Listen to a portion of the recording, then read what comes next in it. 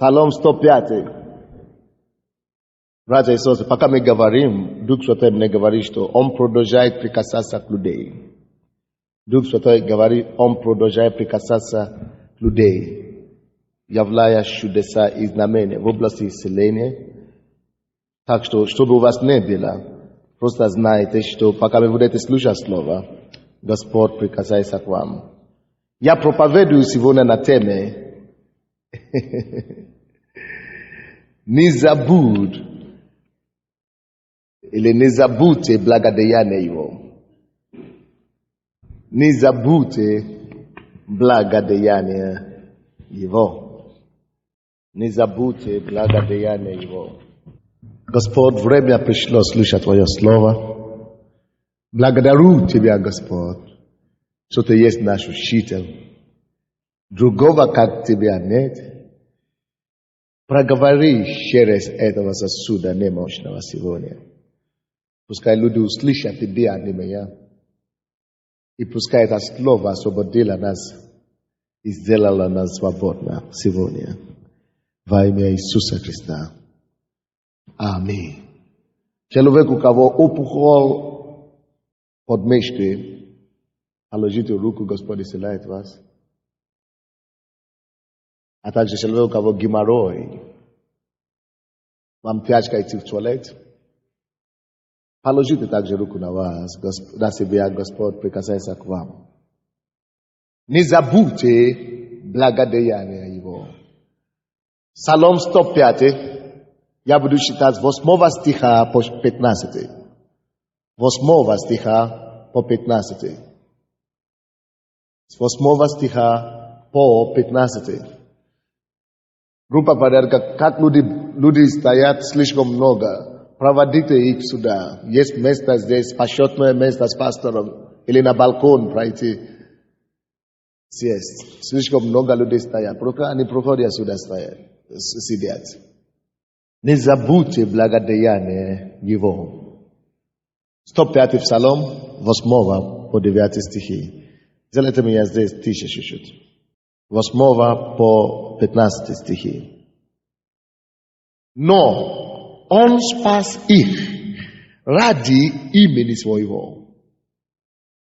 Но Он, Бог, спас их ради имени Своего, дабы показать могущество Свое.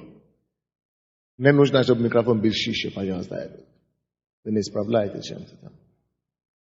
Дабы показать могущество Свое, грозно рек морю черному, и оно иссохло, и провел их по бездням, как по суше, и спас их от руки ненавидящего, и избавил их от руки врага. Воды покрывали врагов их, ни одного из них не осталось. И поверили они словам Его, и воспели хвалу Ему. Но скоро забыли дела Его, не дождались Его изволения, увлеклись похотием и пустыне и искусили Бога необитаемой. 8 стиха мы читали, но Он спас их ради имени Своего. Всякое место, которое мы читаем в Ветхом Завете, это есть тень будущего. Это есть прообраз того, что Бог будет делать или уже делает в Новом Завете. Мы уже есть верующие Нового Завета. Повинен брачный экзамен. Напомните мне в конце, чтобы я не забыл вас. Все то, что Бог делает вчера в Ветхом Завете, это урок для нас сегодня. Чтобы мы могли понимать Бога, и чтобы мы могли учить Его пути, и чтобы мы могли учиться от жизни и ошибок людей, которые жили до нас. История израильского народа – это не просто история библейская.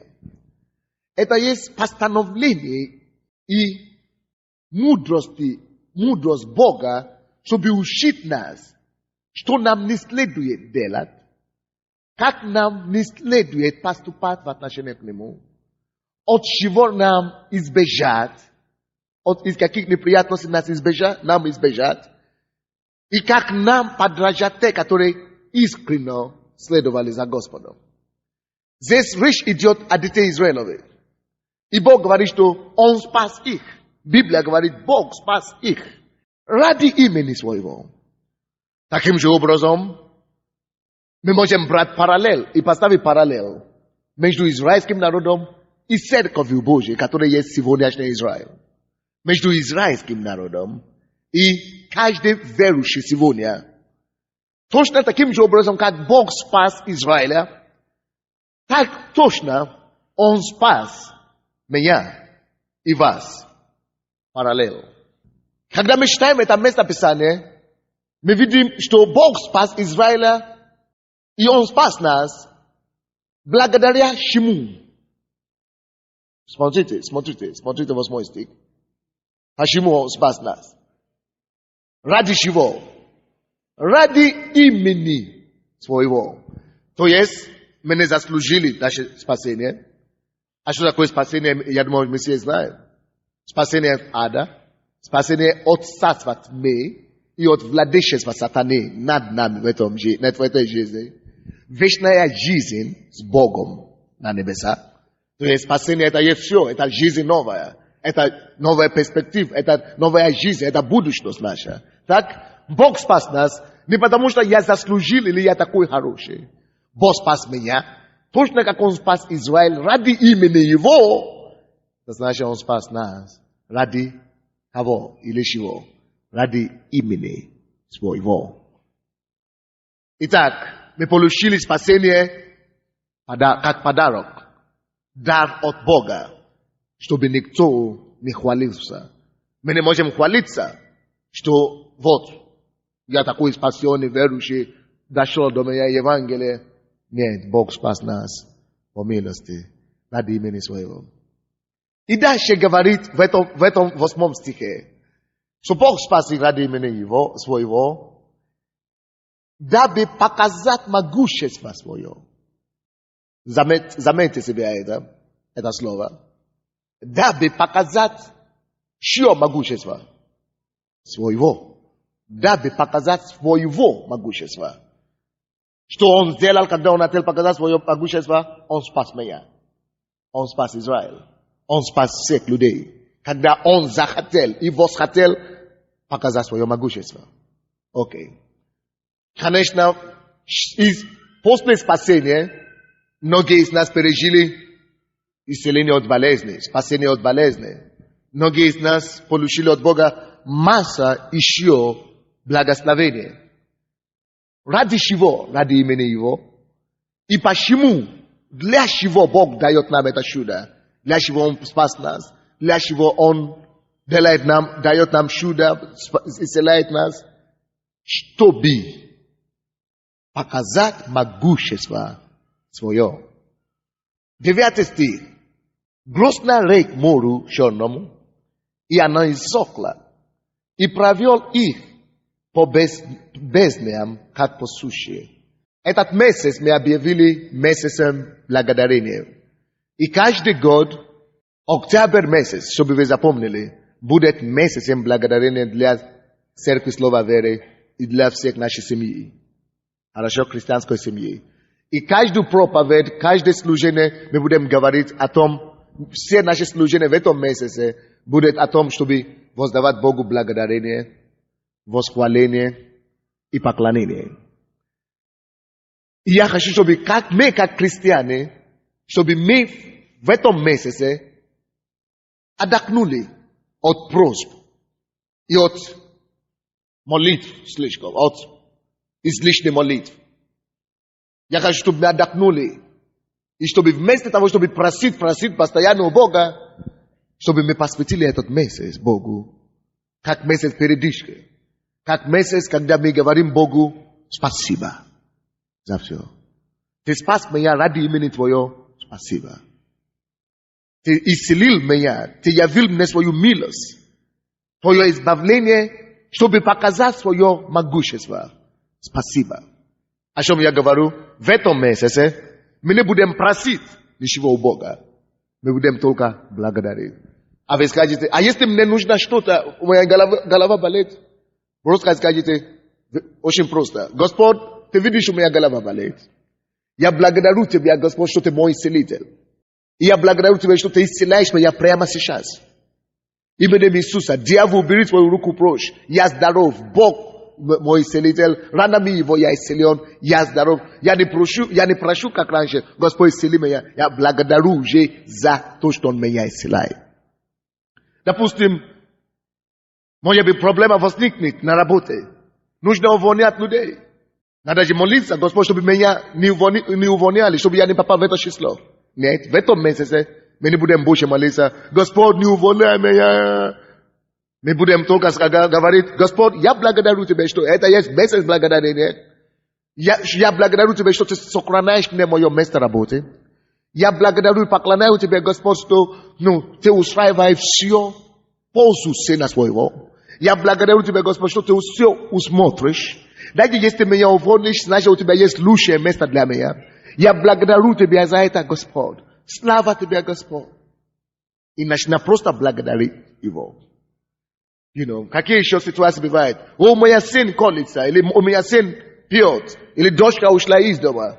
Как, мне же надо молиться? Да, надо молиться. Но есть разные молитвы. Только в этом месяце мы молимся молитвой благодарения. Я благодарю Тебя, Господь, что Ты знаешь, где мой сын. Я славлю Тебя, Господь, что Дух Святой уже пошел туда, чтобы найти его. И, Господь, Ты приведешь его домой. Я благодарю Тебя, что Ты освободил его от духа наркомании. Я благодарю Тебя, Господь, что Ты ощущаешь его и приводишь его к спасению и покаянию. Слава Тебе, Господь, и Ты в Духе Святом начинаешь молиться и благодарить Господа дальше. Аминь. Это есть месяц благодарения. Вы знаете, это было в Ветхом Завете было подобное. Когда все израильский народ, весь израильский народ раз в году должны оставить все свои дела и идти в храм в Иерусалим. Все должны собраться и все свои города и идти в храм. И только благодарить и воздавать славу Богу и давать Ему жертвы, благодарности, принести жертвы благодарности Богу. Это то, что мы делаем на этой неделе. Есть у нас за что благодарить Господа. Самое первое, 8 стих. Он спас нас ради имени Своего. Не за того, что я такой хороший, не потому, что я заслужил это, не потому, что я лучше, чем соседа, но Он спас меня ради имени Его. И за спасение мое, за то, что я больше не иду в ад, за то, что я иду в жизнь вечную, за то, что мои грехи прощены, за то, что я искуплен, за то, что мое имя записано в книге жизни, я вечно буду радоваться и благодарить. Каждый день в этом месяце давайте будем благодарить Бога за наше спасение. Это один. Потом дальше говорит, что Он спас нас еще. То есть Он спас нас еще от много чего. От болезни. И Он может быть, кого Бог исцелил здесь, в этой церкви? Все. Видите? Почти. Так что благодарите Господа за это. Почему Он это делал? Дабы показать могущество свое. Как церковь слова веры, 9 стих больше к нам подходит. Мы тоже должны благодарить Господа за нашу церковь все. Мы должны благодарить Господа за то, что мы есть как церковь, за то, что Господь образовал нас. И за то, что эта церковь не есть дело рук человека. За то, что эта церковь есть Его помысел. Это не я начинал эту церковь. Кто знает, что это не пастор Сандрей начал эту церковь. Это не я начал эту церковь. Это Бог начал эту церковь. Он просто меня использовал для Его цели. У нас есть особая причина, чтобы благодарить Господа. Есть у меня здесь несколько документов разные, которые вы не видели, которые я впервые буду читать некоторые из них в церкви. Ради чего мы должны были благодарить Господа. Я хочу, кто из вас пришел в церковь меньше года в эту церковь? Так, человек 500 или 1000, да, есть. Меньше года в церкви. Если бы не Бог, вы бы не пришли в эту церковь. Потому что нас уже не было бы. Вы здесь?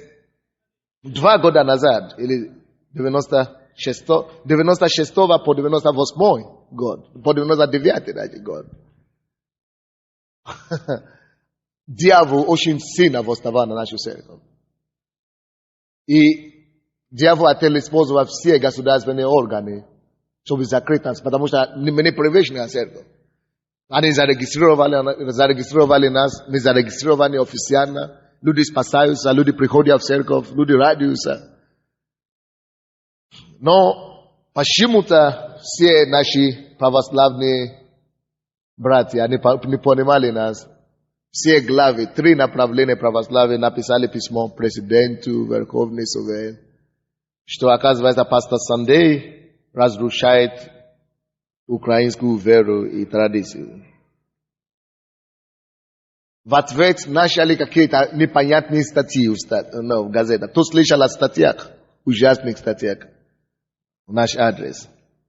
Вот то, что здесь написано в 9 стихе. Грозно рек морю черному, и она иссохла, и привел их по безднам, как по суше. Это то, что Бог сделал для нас. Было грозное море, которое могло бы запросто затопить нас. Это как черное море, которое могло бы любого поглотить. И это шло против нас. Дьявол хотел просто похоронить нас. И один чиновник говорил, очень непоследний человек в стране нашей, говорит, что мы превратим эту церковь в пепел, прах и пепел. Мы сожжем эту церковь в прах и пепел и выгоним пастора. И здесь были сделаны такие работы, вот здесь 43 статей, вот все названия статей. 43 статьи, которые были написаны против нас в течение этих 3 лет. Наверное, некоторые депутаты никогда в жизни они столько не пишут. Вот все это написано обо мне, о вас, о нас. Такие статьи, как «Я закодирован», «Черный пастор белых рабов», «От слова веры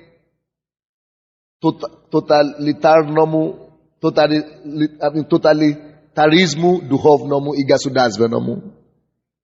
Они обвинили нас, что мы хотим строить тоталитарное государство, но мы хотим взять вообще страну. Зеленый тень черного пастора. И транс, и кайф со всех сторон. Самая крутая крыша – Бог.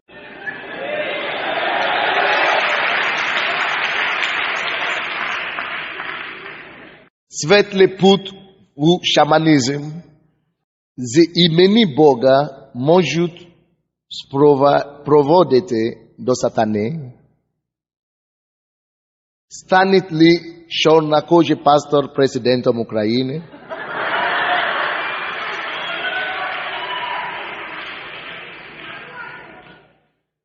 Вот таких в течение 2 лет 40 полные статьи, полные страницы были направлены на нас. Это были ужасные времена, когда я читаю газеты, и я себя не узнаю. Я узнаю свое имя и фамилию, написано правильно. Но остальное я уже больше ничего не узнаю после того. И я считаю о себе, и я не могу поверить. Кто может такое писать обо мне? Люди, которые меня никогда не видели в жизни. Это интересно. Но видите, Библия говорит, всякий, кто хочет жить благочестивую жизнь, во Христе Иисусе будет гоним. Поэтому это нормально, это наше наследие гонение. Быть гонимым – это наша награда от Бога. Написано, что если вас будут гнать и злословить ради имени моего, только радуйтесь и веселитесь, ибо велика будет ваша награда на небесах. И поэтому мы решили делать этот месяц благодарения за все эти гонения, что Бог нас спас от Черного моря. Что это море не потопило нас, Он не позволил. Что Он провел нас по него, как по суше. Потому что написано, что из уст младенцев Господь устроил себе хвали. И я хочу, чтобы мы есть младенцы Божьи, чтобы из наших уст Господь услышал и устроил себе эту хвалу в этом месяце. За все, за то, что наша церковь еще есть, это чудо. Я вам могу прочитать постановление уже, решение того, что меня должны были выдворить из страны. Вот письмо. И они меня заставили подписать его. Я даже уже подписал бумагу, что я покидаю Украину. Вот, это МВД Украины. 6 апреля 98 года я уже должен покинуть страну. Мой подпись все генералы здесь. Вот, все 4 генерала здесь написали. МВД. Они меня вызвали в комнату, говорят, уже все решено. И видите, что Бог делает. И я еще здесь.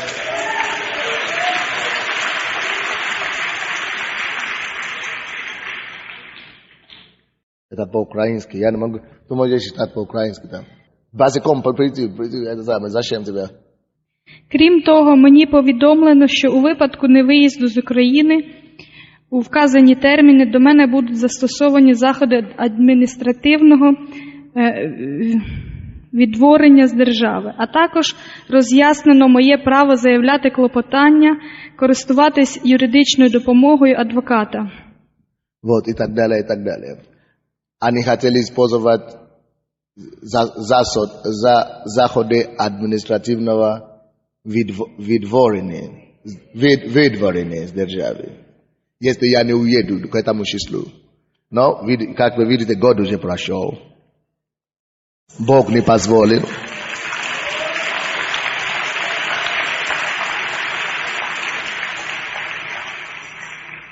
Разве это не чудо? Аминь. Хорошо, еще одно письмо. Чтобы вы просто знали, за что нам благодарить Господа.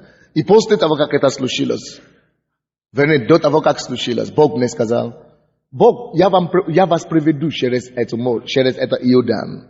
Я вас приведу. Но посмотри в Библии, что делали дети Израилевы после того, как Бог их вывел через Иордан. И я пошел читать эту книгу, это место писания Судьи, 3 главу, или Иисус Навин, 3 глава. Иисус Навин, 3 глава, извините. Иисус Навин, 3 глава. И я читал историю, и Бог говорит, я хочу, чтобы ты сделал то же самое. С 3 главы по 5 главе. Когда Бог вывел их, и спас их, и провел их через Иордан, Бог сказал им, возьмите камни и установите памятник об этом дне для всех окружающих народов, для вас памяти и для ваших детей и потомков. Утвердите и установите камни благодарения, то есть памятник благодарности Богу. И Бог сам выбрал этот месяц. Потому что в течение 3 дней, вторник, Бог нам дал первые победы в суда. В течение 3 дней Он дал нам 3 победы, 2 или 3 победы. В течение 3 дней. Именно в октябре прошлого года. Да, после этого еще были много судебных заседания. Но это уже было, и в это время Бог мне сказал, все, уже закончилось. Утвердите это уже, утвердите этот месяц как памятник Господу. Чтобы люди всегда спрашивали, почему вы делаете служение благодарения? Чтобы вы всегда вспоминали об этой ситуации. Что, допустим, я вам покажу другой документ. Почему нам нужно вся церковь утвердить это как праздник благодарности Богу? То есть, потому что нас бы не было, если бы не Бог. Нас бы не было, если бы не Бог. Я вам покажу другое письмо. Вот. Это письмо Генеральной прокуратуры Украины, которое было написано, чтобы закрыть вообще эту церковь. Церковь закрыть и выдворить страну. Представляете себе, если прокуратура страны уже такое решение приняла, кто может отменить? Только президент или Бог. И Бог сделал свое дело. Послушайте что-нибудь, некоторые вещи, которые они говорили о нас. Ви, наверное, будете в шоке, що це вона так говорила. Аналіз цих звернень підтверджує, що пастор цієї церкви Сандей Аделадже в своїй проповідницькій діяльності закликає віруючих не дивитися телевізійні програми, не слухати радіопередачі, не читати газети світського змісту. Проповідники церкви вимагають від віруючих вносити десятину, закликають жертвувати на потреби церкви золото, срібло, квартири, ваучери та інші речі. Характерною рисою для цієї церкви є жорстка внутрішня організація, залежність віруючих від лідера, застосування психофізичної техніки впливу на людей. У культовій практиці церкви, очолюваної Аделаджо, допускаються і інші різноманітні негативні прояви. Зокрема, це доведення віруючих до стану афекту, проведення нічних богослужінь за участю дітей та молоді. У зв'язку з чим в окремих молодих членів церкви з'явилося негативне ставлення до утворення сім'ї, до батьків та інших рідних. Оказывается, что люди уже тут не женятся. И уже не относятся к родителям и хорошо. Але всупереч закону займається протиправною діяльністю на підставі мотивованих висновків органів юстиції, СБУ, МВС, прокуратури та Держкомрелігій, керуючись статтями 2 та 32 Закону України про правовий статус іноземців, вирішується питання відносно видворення Сандея Аделаджі за межі України.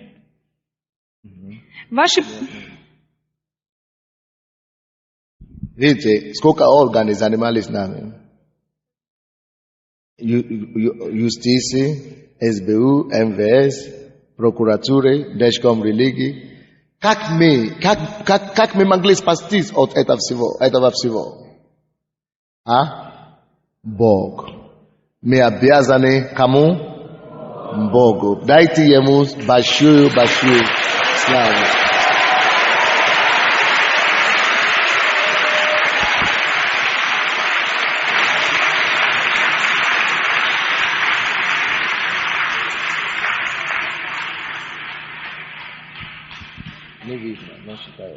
Що грубо порушують вимоги статтю 3, 5, 24 Закону України про свободу совісті та релігійні організації.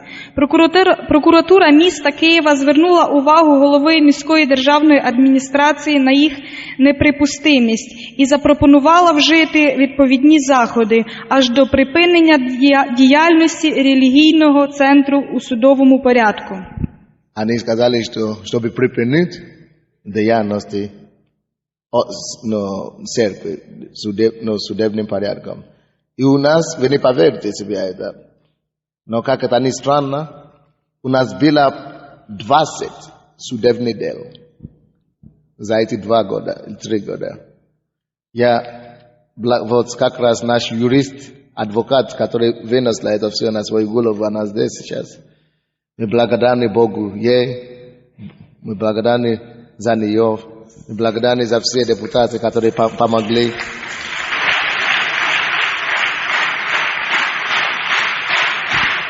Давайте скажем: слава тебе, Господь! Что ты живой Бог. Ты не дал нам посрамиться от неприятеля наших. Спасибо тебе, Господь. Представляете себе, больше 20 заседаний, и мы все выиграли. Все.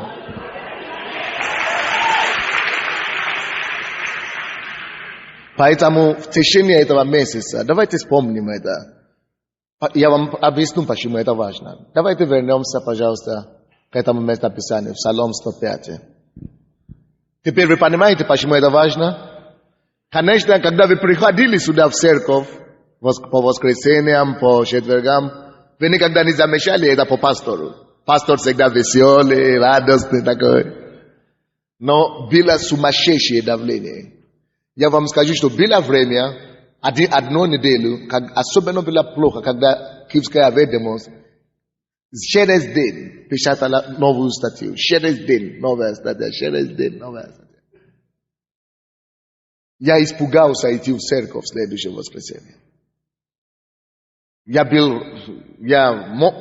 готов идти, я и пошел. Но мне было жаль за членов церкви, не за себя. Потому что весь город, вся страна считали эту статью. Не было так печально за те, которые ходят в эту церковь. Потому что превратили их в кого-то, не поймем, кого превратили. Гипнотизированные, закодированные, зомби какие-то. И я думал, я сказал Богу, после этой всей статьи на этой неделе, если даже я найду 20 человек в церкви, то останется. Для меня это будет уже чудо. Это мой договор с Богом, что мне нужно хотя бы 20. Если ты сможешь сделать, чтобы 20 осталось, я буду рад. И я ехал в машину. Я закрыл глаза. И когда мы только хотели подъехать к Королеву, Бог мне сказал, ради тебя я сделал, чтобы зал был дважды заполнен сегодня.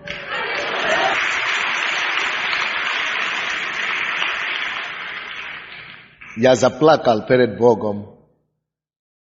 И тогда Бог мне сказал, чтобы ты всегда помнил, что я строю эту церковь, и ты вообще тут ни при чем.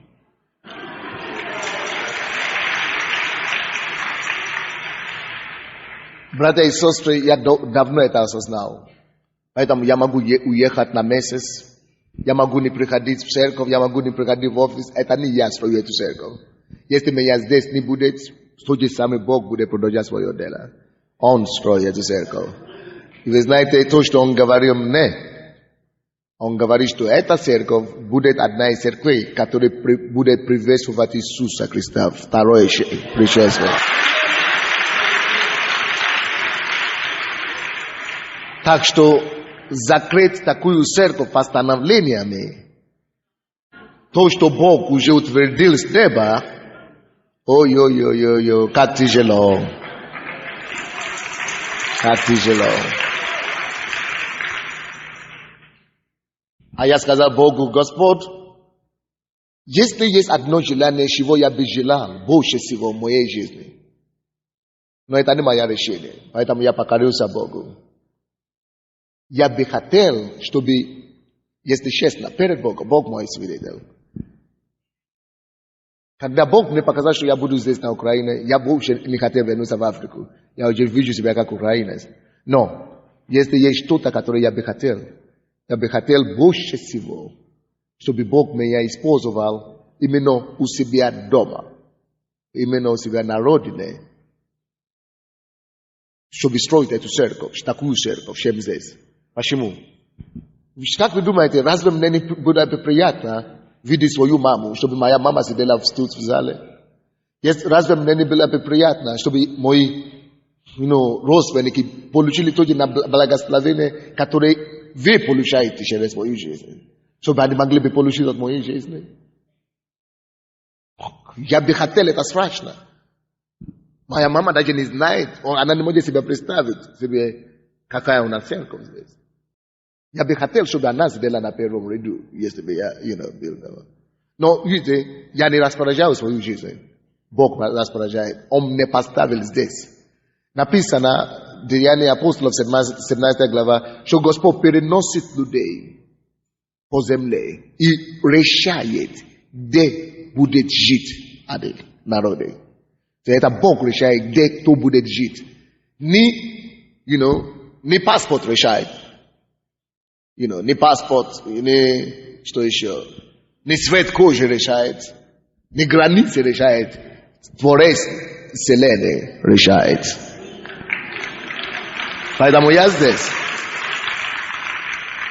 И я уверен, что время придет, когда, может быть, половину из тех, которые в этом зале, Бог переместит туди вас, как миссионеры, чтобы поднимать такие же страны, такие же церкви в других странах мира. Потому что мы миссионерская церковь. Аминь. И Господь будет использовать нас действительно, чтобы встретить Иисуса Христа во Его второе пришествие. Аллилуйя. Но почему я говорил сегодня о том, что мы должны взять тетради? Давайте вернемся к этому местописанию в Псалом 105. 9 стих. Грозно рек морю черному. Это все эти статьи и так далее, постановления, это грозное море, черное, которое Бог избавил нас. Оно иссохло. Все иссохло. Даже сейчас уже реже пишут статьи. Очень редко теперь мы сможем сочетать о нас. А раньше почти каждый день иссохло. И провел их, Бог провел нас по безднам, как по суше. И спас их от руки ненавидящего. И избавил их от руки врага. Братья и сестры, я абсолютно уверен, что это история нашей церкви, это история нашего избавления. Я уже поручил некоторым людям, мы будем писать историю, книгу будем писать, чтобы наши дети, наши предки, наши потомки считали, что мы прошли, чтобы утвердить эту церковь. Потому что она будет расти. Потому что, чтобы те, которые позже придут, тоже знали, через чего мы прошли. И, братья и сестры, я хочу сказать нам, что это не только история нашей церкви. Я абсолютно уверен, что многие из нас тоже пережили многие атаки и неприятности в течение этого времени. Я знал бизнесмены, которые просто, эти все органы просто налетели на них, на их предприятия, на их фирмы, закрывали их, изгоняли их и так далее, потому что они говорили, это вы финансируете эту церковь. Надо вас разорять, значит. Сколько атак, сколько это самое. И, братья и сестры, мы все еще стоим, живы и здоровы благодаря Господу. И поэтому мы благодарны Ему. Это все есть история наша. Это не есть история Израиля. Это есть история моей жизни. Это не есть история Израиля. Это есть история нашей церкви. Это не есть история Израиля. Это есть история каждого члена этой церкви. Он спас нас ради имени своего. И ради, чтобы показать свое могущество, Он избавил нас. Аминь. 11 стих. Воды покрыли врагов их, ни одного из них не осталось. Ни одного из них не осталось. Я провозглашал во имя Иисуса Христа, что всякие враги, которые шли на вас, что воды Духа Святого, воды Божьи покроют их во имя Иисуса. И ни одного из них не останется именем Иисуса Христа. Бог покроет их. Кого нужно спасать, Он спасет. Кого нужно вообще убрать, Он уберет. Он знает, как это делать. Он есть Бог на небе.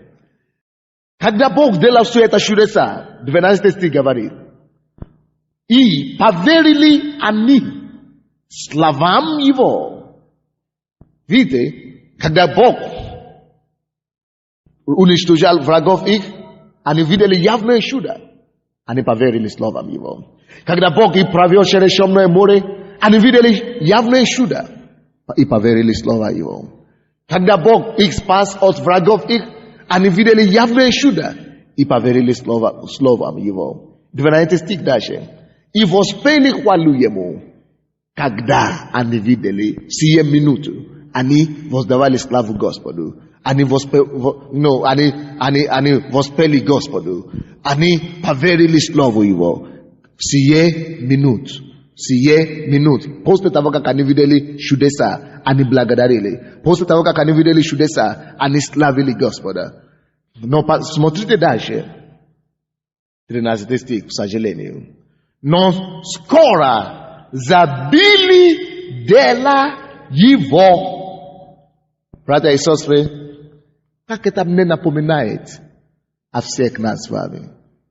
Как только что Бог делает какое-то чудо в нашей жизни, мы радуемся, мы ликуем, мы торжествуем, мы благодарны Господу. О, аллилуйя, как хорошо, мы свидетельствуем. Но скоро дети Израилевы, несмотря на все это чудеса, представляете себе, сколько чудес Бог явил в Египте, чтобы избавил их. Они радовались тогда, о, наш Бог, всемогущий Бог. И после того, как это со всеми происходит. Время проходит, и остылись, и успокоились, и уже нормально, уже нет проблем, уже живем свою жизнь. Но они скоро забили о Его дела. Вот почему Бог всегда им говорил: установите памятник. Возьмите камень, установите памятник на этом месте. Утвердите жертвенник на этом месте. И чтобы вы могли показывать вашим детям и вашим потомкам, что здесь Бог избавил нас от такой проблемы, от этой, от другой, от третьей проблемы. И Господь говорит им: пожалуйста, установите памятник. Братья и сестры, смотрите сюда. Кого Бог спас? Кому Бог что-нибудь сделал благое? Очень серьезно, когда я готовился к этому месяцу благодарения, Бог мне сказал: возьми всем членам церкви, чтобы они взяли новую тетрадку. Не там, где они пишут конспект, не там, где они пишут что-то другое. Пускай они возьмут новую тетрадку для себя и для своей семьи. И буду писать все мои чудеса, все мое избавление, все мои помощи, все отвеченные молитвы. И буду это уписать как памятник для себя, свидетельствовать себе, окружающим. И после нашей смерти наши дети будут считать, и наши дети должны это передать своим внукам и потомкам, что мой Бог, мой папа, мой дедушка, мой прапрадедушка служил живому Богу, который делает чудеса и знамения. Даже не дай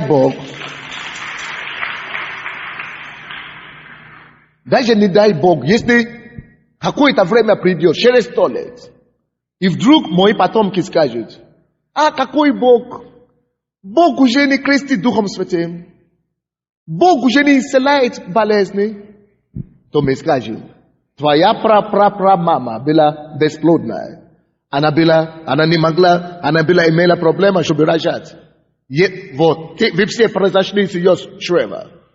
И Бог исцелил ее и дал рождение всем вам. Как мы можем говорить, что Бог не делает чудеса Божьи? Посмотрите книги. Семейная книга «Памятник», свидетельство. И они будут читать каждую страницу. Каждую страницу, какое чудо Бог делал. Это станет сокровищем моей семьи сегодняшнего дня. Я уже начал вчера писать. Я написал наша книга свидетельств. И вторая страница я написал: от спасения до ныне. И первая страница я начал себе, как глава семьи. От спасения. Я написал свою историю. Мое имя, полностью, фамилия, общество. И как я спас, как Бог меня спас. Как я пришел к покаянию. И какие чудеса Он делал в моей жизни. До сих пор, потом мы уже с женой продолжим будем спешатать и фиксовать это. До конца жизни я жду больше чудес. Видите, сколько пустых мест. Видите, сколько пустых мест. Алло, вы слышите меня? Видите, сколько пустых мест или нет? Это столько чудес еще Бог будет сделать для меня и для нашей семьи.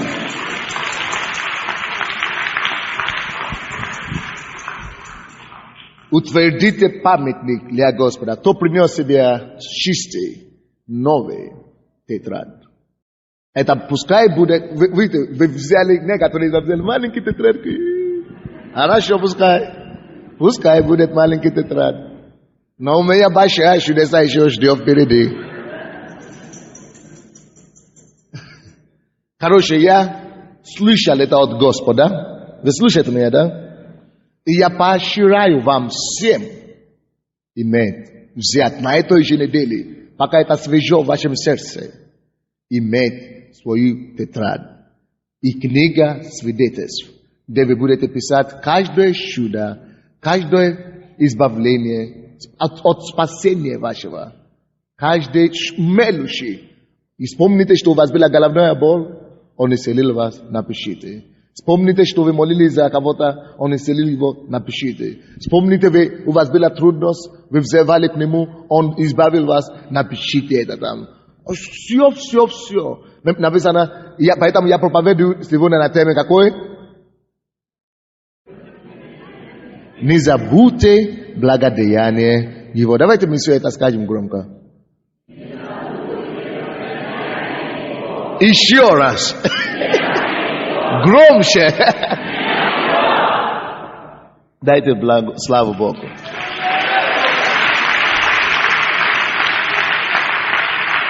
Амин.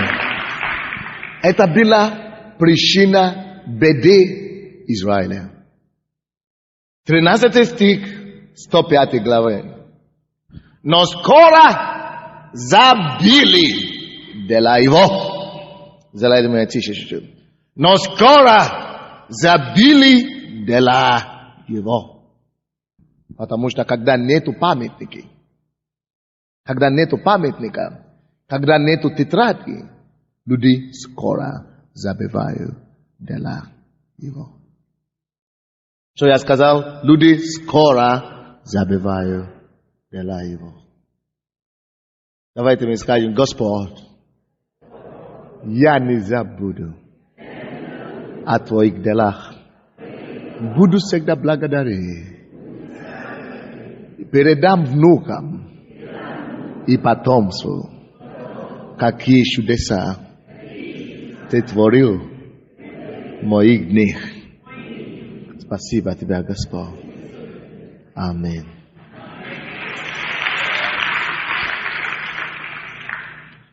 Давайте побыстрее я совершу это дело, эту тему. Откройте, пожалуйста, Второзаконие, 4 главу. Конечно, мы будем возвращаться в Псалом 105, но Второзаконие, 4 глава. Это 5-я книга Моисея, 5-я книга Библии. 4 главу откройте. Второзаконие, 4 главу, 9 стих. Второзаконие 4:9. Вы нашли? Библия говорит такие слова. Только берегись. Братья и сестры, вы рады, что Бог спас вас ради имени Своего? Вы счастливы, что Он избавляет вас? Что Он исцеляет ваши недуги? Что Он избавляет вас от недуги ваших? Но 9 стих говорит, только берегись. У меня такая, вроде бы, примитивная тема сегодня, да? Вы пришли на служение помазания, вы ожидаете очередное откровение. А сегодня фундамент. АБЦ. 9 стих.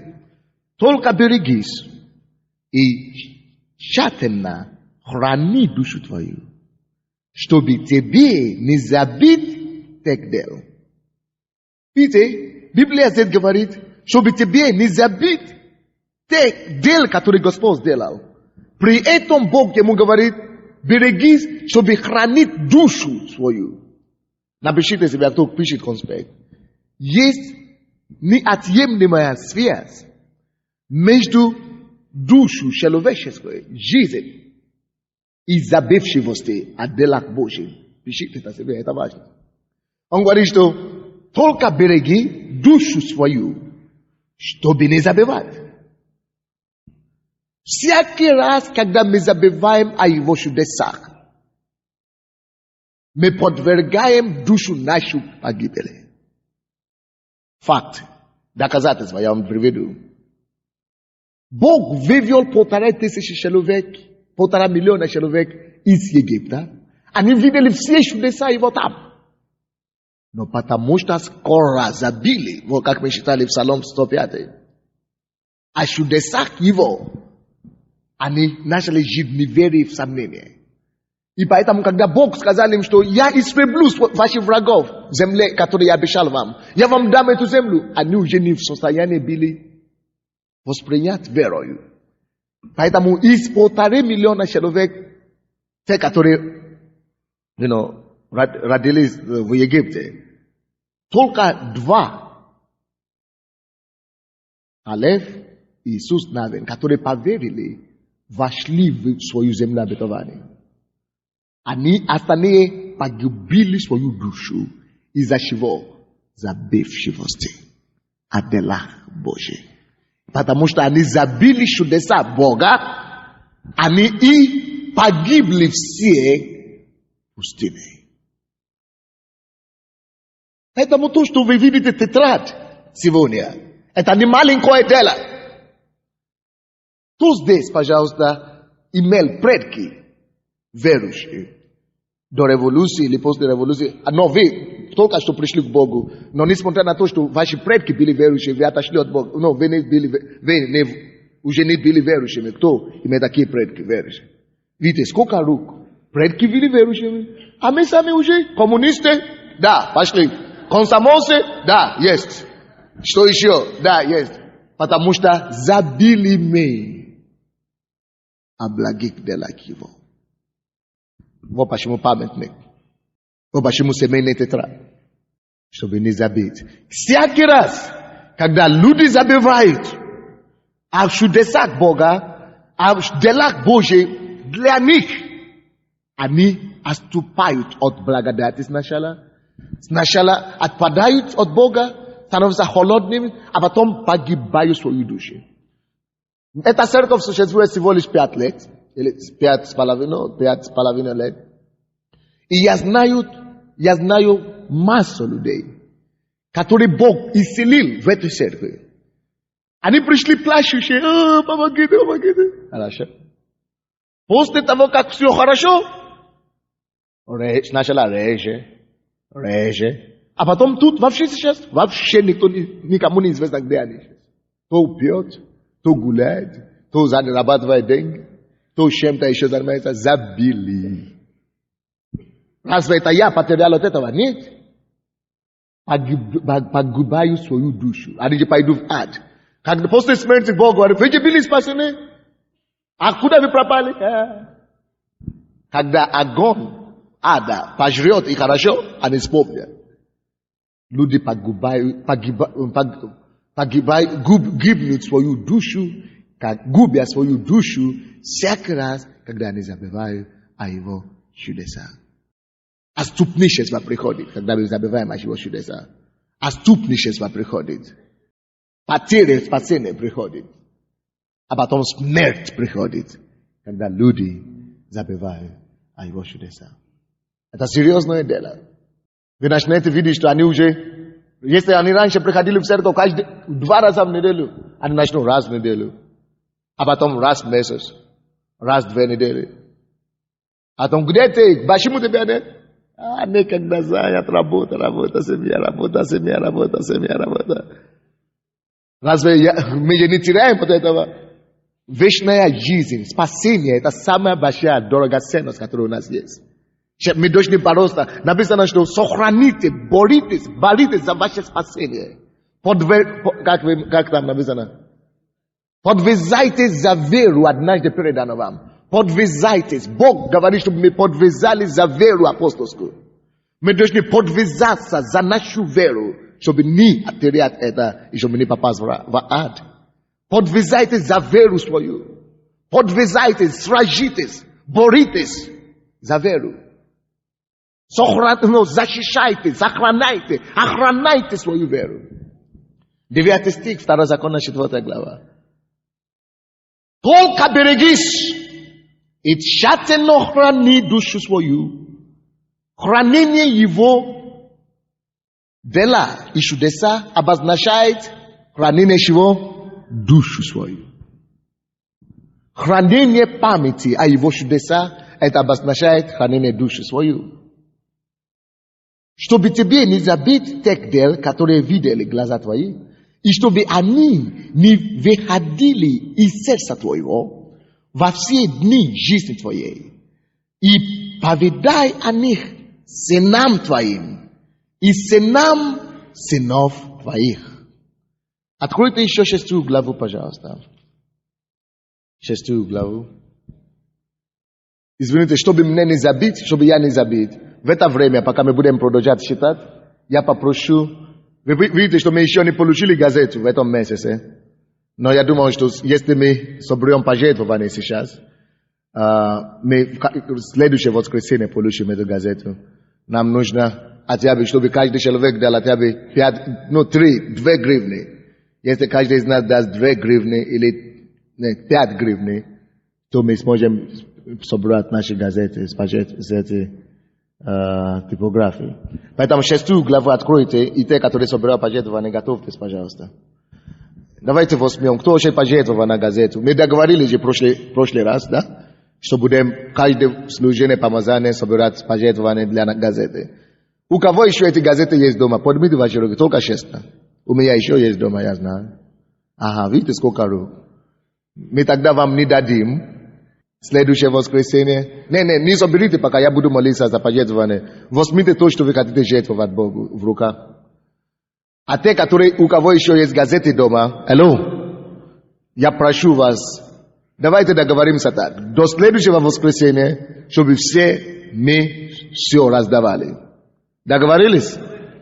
Пойдете в Крещатик, там гуляют постоянно. 1000 людей гуляют. Пойдите и раздавайте. Если вы не сможете раздавать, принесите сюда в церковь. Мы знаем, кому раздать. Хорошо? Остальные люди, поднимите ваши руки. Кто уже дать пожертвование, своих 5 гривен или 2 гривны на эту газету. Мы заинтересованы, чтобы газеты продолжали выходить или нет. Да или нет? Тогда давайте я помолюсь за все, которые хотят пожертвовать. Поднимите руку. Господь, я благодарю Тебя за эти пожертвования. Я прошу Тебя, прикоснись к каждому. Это есть выражение нашей благодарности. Мы не забываем то, что Ты сделал для нас. И ради этого, чтобы возвещать Твое могущество, Ты сказал, Ты спас нас. Ты избавил нас, чтобы возвещать Твое могущество. Мы даем наши копейки, наши деньги, наши гривны, чтобы через газету возвещать постоянно в этом городе. Постоянно возвещать этому поколению, грядущему поколению, что Ты жив и действенный. Поэтому возьми жертву Твоего народа, благослови их обильно, чтобы мы пожинали на это пожертвование 30 раз, 60 и 100 раз во имя Иисуса. Аминь. Лидеры, которые в краю сидят, помогите потихонечку, пожалуйста, собирать это пожертвование. И не забудьте на сцену тоже прийти, чтобы собирать от нас пожертвование. 6 глава, 2 законы. Вы нашли 10-12 стихи. 10 по 12 стихи. Когда же ведет тебя Господь Бог твой, ту землю, которую Он клялся отцам твоим, Аврааму, Исааку и Иакову, дать тебе с большими и хорошими городами, которые ты не устроил, и с домами, наполненными всяким добром, которые ты не наполнял, и с колодезами, высеченными из камня, которые ты не высекал, виноградниками и маслинами, которые ты не садил, и будешь есть и насыщаться. Тогда берегись. 12 стих. Давайте все мы скажем 12 стих. Повторите за мной это 12 стих. Тогда берегись, чтобы не забыл ты Господа который вывел тебя из земли египетской, из дома рабства. Видите, опять Бог это говорит. Когда Бог тебя благословит, а Бог нас благословляет в эту церковь. Мы приходим сюда, служим Богу. Всякий, кто служит Богу, рано или поздно Бог его поднимет и благословит. Бог говорит, когда Бог тебя будет благословить, берегись, чтобы не забыть. Братья и сестры, наш способ не забыть, как мы решили с вами, что мы решили делать? Тетрадь. Запечатать это. Вы скажете, ну тетрадь, а если я потеряю и так далее? Берегите его, как вы берегите вашу Библию. Еще больше. Почему? Потому что Библию можно потерять и купить. Но эту, если вы потеряете, можно не восстановить. Именно таким образом Библия дошла до нас. Кто рад за Библию? Если бы люди не писали, мы бы на облаках верили. Я хочу, чтобы мы запечатлали Божьи чудеса не только в семейных тетрадях, но в газетах. Я хочу, чтобы мы сохранили Божьи чудеса в видеокассетах, вот сейчас снимаю, аудиокассетах. И, между прочим, это мне напомнило, дай Бог, мы хотим выходить через какие-то, на какие-то центральные каналы. Наши телепередачи. Мы хотим снимать телепередачи, и чтобы наши передачи выходили через центральные каналы. Так что, я думаю, что вы уже молились об этом. Кто молится об этом? Да, продолжайте молиться об этом. И молитесь за финансы, молитесь за разрешение. Аминь. И мы хотим это делать. Так что я собираю среду все люди, которые имеют отношение к телевидению. Если вы хотите быть ведущим или режиссером, или вы хотите финансировать, или вы хотите что-нибудь, предложения какие-то высказать по поводу телевизионной передачи, подойдите, я собираю всех людей, которые хотят иметь какое-то отношение к нашим передачам. Среда, в моем офисе здесь, среда 14 часов. Аминь. Мы будем сохранять и запечатлять Божьи чудеса во всех направлениях. Наши потомки услышат. Наши дети прочтут это. Они не только услышат, они увидят. Аминь. Я смотрю Божьих генералов. Какие чудеса были. У меня есть их видеокассеты. Как они молились за людей. Как они... Это побуждает веры. Это побуждает нам еще стремиться больше к Богу. Давайте посмотрим еще 8 главу. Второзаконие. Второзаконие, 8 глава. 10 по 14 стихи. 10 по 14 стихи. И когда будешь есть и насыщаться, тогда благословляй Господа, Бога твоего, за добрую землю, которую Он дал тебе. Берегись, чтобы ты не забыл Господа Бога твоего. Какое слово здесь 11 стих, еще раз повторите. Берегись. Повторите, берегись. Чтобы ты не забыл Господа Бога твоего. Не заблудай,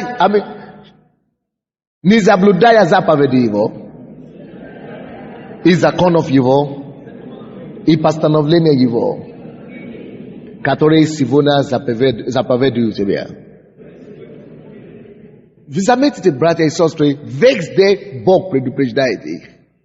Везде Бог предупреждает Израиль. Пожалуйста, не забудь. Пожалуйста, сохрани это, запечатлай где-нибудь. Ну, пожалуйста, не забудь об этих чудесах. Нельзя забыть. Потому что забыть о Божьих чудесах равно погибели души человека. Все, которые забыли, что Бог сделал для них 5 лет тому назад, когда церковь началась, они сейчас в миру. Отступили от благодати. Все, которые забыли о Божьих чудесах для них в прошлом году, они теперь в миру. Кто-то уже умер. Кто-то уже в аду вообще. Берегись душу свою, чтобы не забывать. Так что, если кто-нибудь начнет бизнес по выпуске или продаже тетрад, у вас будет очень хороший доход. Только от прихожан будет хороший доход. Потому что всем нужно купить. Так что купите на этой неделе, до следующего воскресенья, решите с женой, с мужем, чтобы Бог благословил вас, чтобы это купить. Либо мы забываем о Божьей благости, либо мы вспоминаем и благодарим. Помните в Псалом 105, который мы читали? Когда они это чудо видели, только что видели, они благодарили Господа. Они радовались о Господе. Они ликовали в Господе, они радовались, потому что это чудо, потому что оно было свежее. Но как только что какое-то время прошло, они забили, и они погибли, они все погибли, в пустыне. А посмотрите, пожалуйста, 9 Псалом и 18 стих. Что Бог говорит о забывчивости, о тех, которые забывают Его чудеса. Что говорит Бог? 9 Псалом, 18 стих. Что Бог говорит о тех, которые забывают Его чудеса. Да обратятся нечестивые в ад все народы, забывающие Бога. Бог считает люди, которые забывают о Его чудеса и знамения, которые забывают Его, Бог называет их нечестивыми. Это серьезное дело. Те, которые забывают о Божьей благости, а Бога, Бог называет нечестивыми. И Бог говорит, да обратятся в ад. Бог обращает таких людей прямо в ад. Бог посылает таких людей, допускает, чтобы такие люди просто пошли в ад. Потому что они неблагодарные. Это неблагодарные души. Они не заслуживают Царство Небесное. Вы здесь? Давайте скажем, неблагодарные души не заслуживают Царство Небесное. Поэтому Бог говорит, чтобы они обратились все в ад. Это Слово Божье говорит. Те, которые забывают Бога, да обратятся. Даже если целый народ, да обратятся в ад, написано. Это страшное дело. Но мы не забудем. Мы не забудем Божье дело во имя Иисуса Христа. Давайте станем. И давайте будем благодарить Господа за все чудеса Его. Вспоминайте эти чудеса по одному. И скажите Ему, я благодарю Тебя, Господь. Я благодарю Тебя, Господь. Мы признательны Тебе за то, что Ты спас нас. Мы благодарны всей душою, всем сердцем, что Ты, Господь, однажды нашел нас в этой жизни. Привел нас к спасению, чтобы мы познали Тебя, что Ты могущественный Бог, и чтобы через нас другие познали, что Ты Бог всемогущий. Братья и сестры, я прочту эти некоторые стихи, которые мы читали. 105 Псалом. Не надо вам открывать, я просто прочту 8 стих. Но Он спас их ради имени Своего. Все, что мы получаем от Бога, это не ради нас. Не потому, что мы такие хорошие, а ради имени Его. Дабы показать могущество Свое. Братья и сестры, слушайте тут внимательно. Когда Бог делает любое чудо, спасение, исцеление, избавление, написано, братья и сестры, Бог не сейчас показывает. Бог хочет открыть чрево кого-то прямо сейчас. Пока мы будем принимать хлебопреломление, вы представьте себе, что это есть тело Христа, что это есть кровь Его. Как только что это хлеб и вино войдет в ваш организм, это кровь очистит и одухотворит, и исцелит, и восстановит все в вашем теле. И это будет божественный контакт. И откроется это чрево. Я только что видел. Кто-то будет свидетельствовать. Кто-то забеременеет. Но не только это. Все, что бы вы не ждали от Бога. Чрево одной женщины. Бесплодный человек в этом зале есть. Который не может рожать, по крайней мере. Может быть, не бесплодный, но не может рожать. И я говорю, что пока вы будете принимать хлебопреломление, это хлеб есть тело Христа, который было ломимо за нас. Представьте себе, что это тело Его, Иисуса, растворяется в вашем теле. вашем организме, растворяется в вашем организме. И она оживляет, и исцеляет, и оживляет, и восстанавливает все, что не так, и что не так в вашем организме. Все, что не достает, как только что вы примете этот хлеб и покушаете, оно идет восполнять все то, что не хватает. Вы здесь? Дайте славу Богу.